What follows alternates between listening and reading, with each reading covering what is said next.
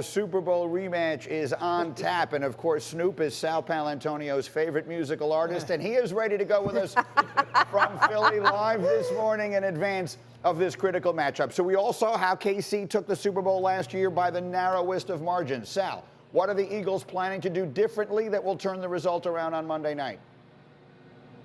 Well, they got to do better in their pass defense. If you go back to Super Bowl 57 and you see what Andy Reid did in the halftime adjustment. Remember, the Eagles went into the halftime locker room. They're up by 10 points.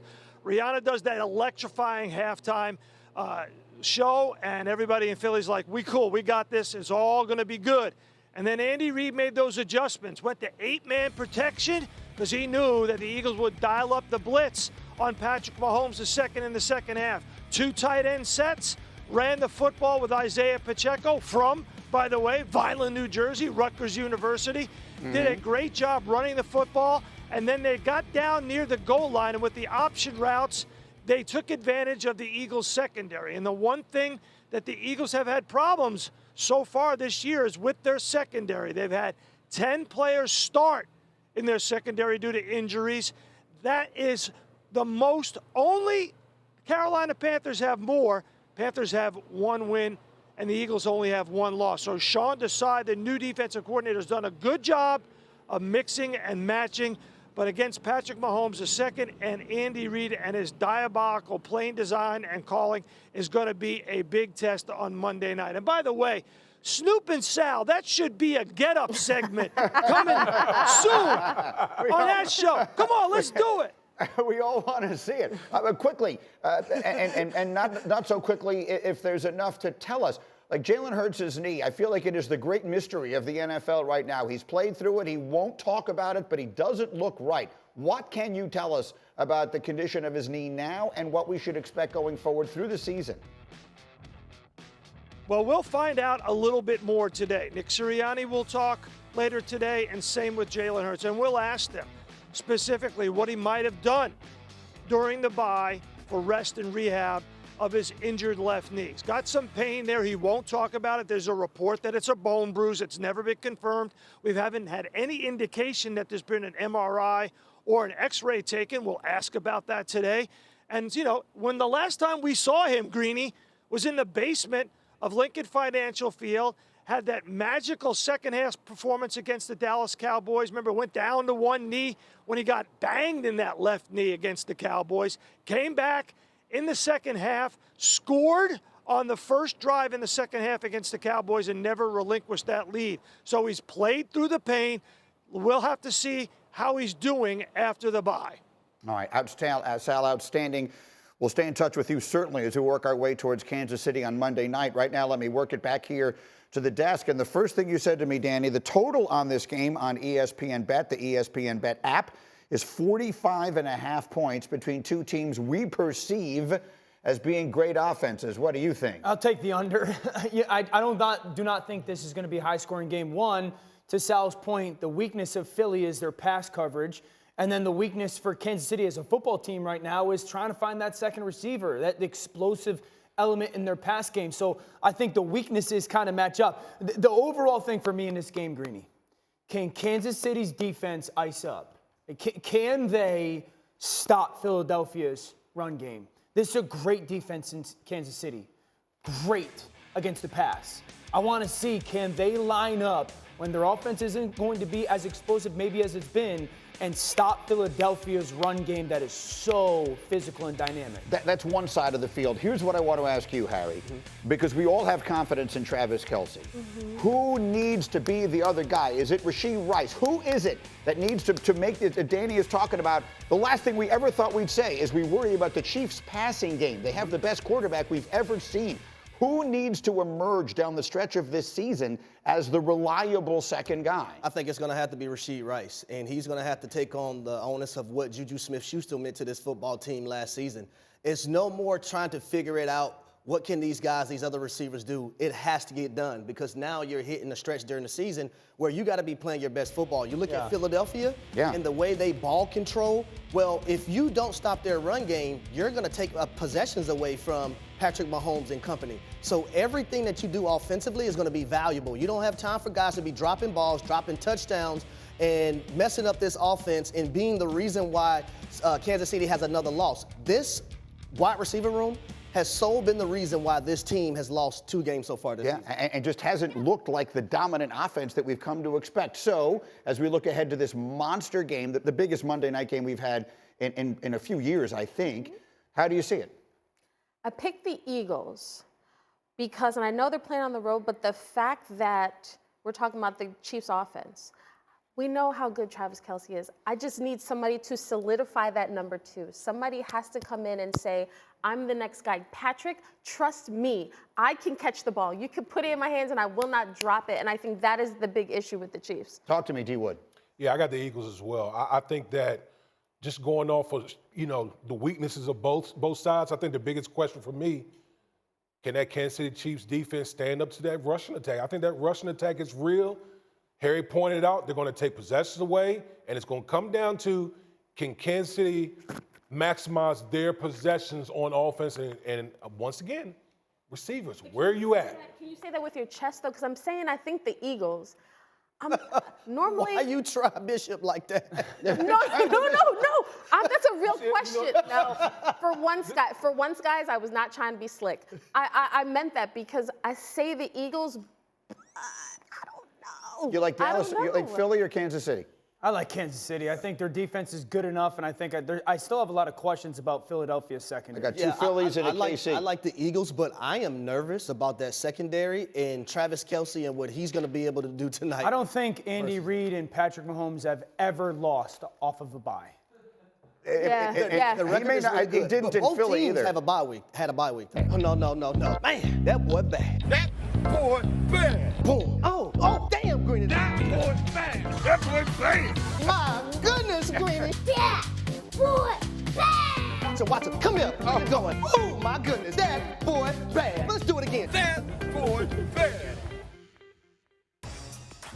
You've asked for it. You got it. The submissions from the fans are coming in a little bit later. The gentlemen are warming up their adductors and all that stuff. Harry's young. Let's do it. Go ahead. Here Harry. we go. We're going to start right here. Brock Purdy, San Francisco 49ers. Look at this throw. I don't even know how he got it to George Kittle, but he made it work. He was under a lot of scrutiny for his previous 3 games, but look at that throw. But look at this one. The improvision going to the left. I'm going to throw it to my guy, Brandon Ayuk. That man, Brock Purdy, is bad. Ladies and gentlemen, he's playing at a high level in this game versus opponent. Why, fellas? Because Brock Purdy, that boy bad. Oh, now we're going to move it along to Joshua Dobbs. Don't even know what a locker room is.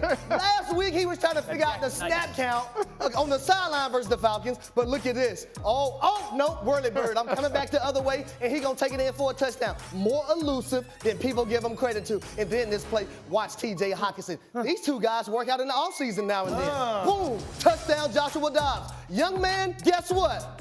That boy bad. And last but not least, they say big guys need loving too. So I gotta give it to Stefon. Oh, Lord.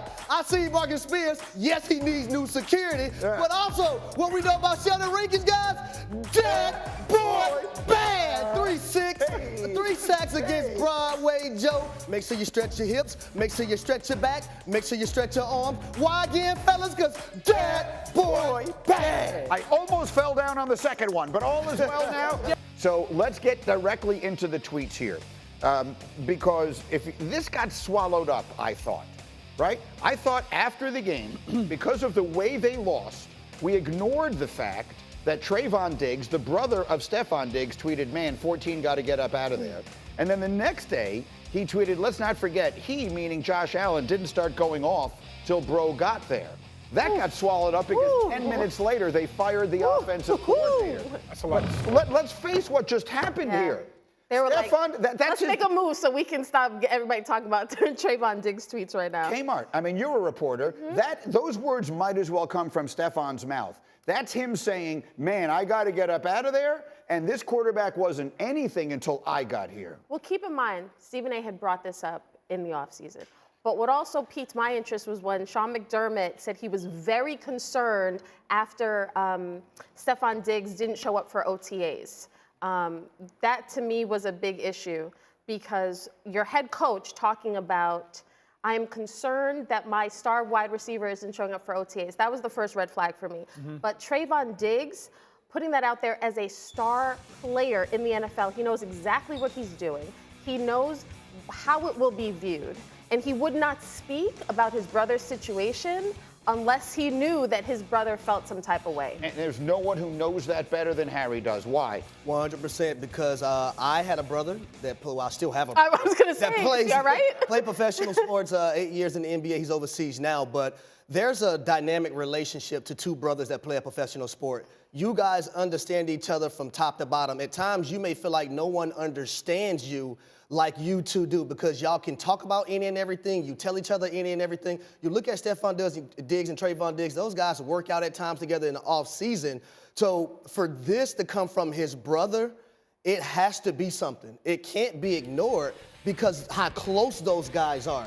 Stefon Diggs looked up to his brother as a father figure, right? When he was away from college at Maryland, even though he was still at home, but that's the way he looked up to his big brother in Stefon Diggs. So if there's an issue, Stefon is going to talk to Trayvon. If there's an issue with Trayvon, he's going to talk to his brother Stefon, because those guys understand each other on every level. Danny, so you understand the dynamic of a quarterback and a receiver, how important it is, and it is legitimate to say Stefon Diggs helped transform Josh Allen into the star that he is. So how do these two guys go forward when this is out there? Leadership. I would say this: caution. Because ask Devontae Adams what it feels like right now to leave a star quarterback and how that's working out, okay? So I would just say caution. Honestly, with the whole situation, Greeny, it makes me think of Jalen Hurts when Jalen always says, keep the main thing the main thing.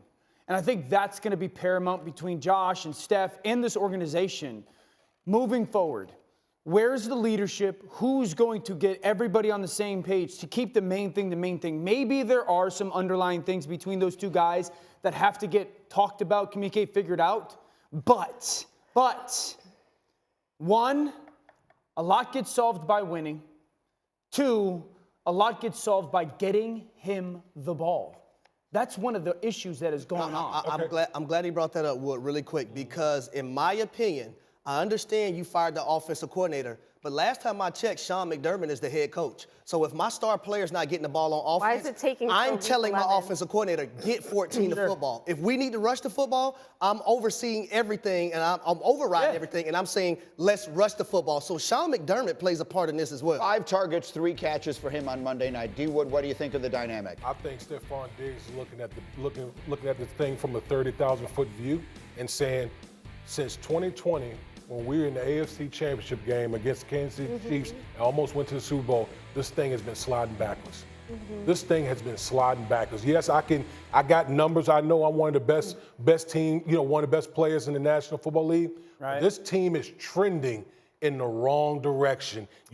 Listen, no Leslie Frazier. You fired your offensive coordinator. After that, who's next? The head coach is next. Oh, I know who's next. The head coach is next. I think that this weekend is the biggest moment for Josh Allen and this football team since 13 seconds left on the clock against Kansas City. They got to beat the Jets. They cannot lose to the Jets. And it's their nemesis. It's Josh Allen's nemesis. It's the defense he struggles against the most. The Jets picked him off 3 times when they met week 1 and won that game that Aaron Rodgers got hurt, which was unimaginable, and has the Bills sitting where they are right now.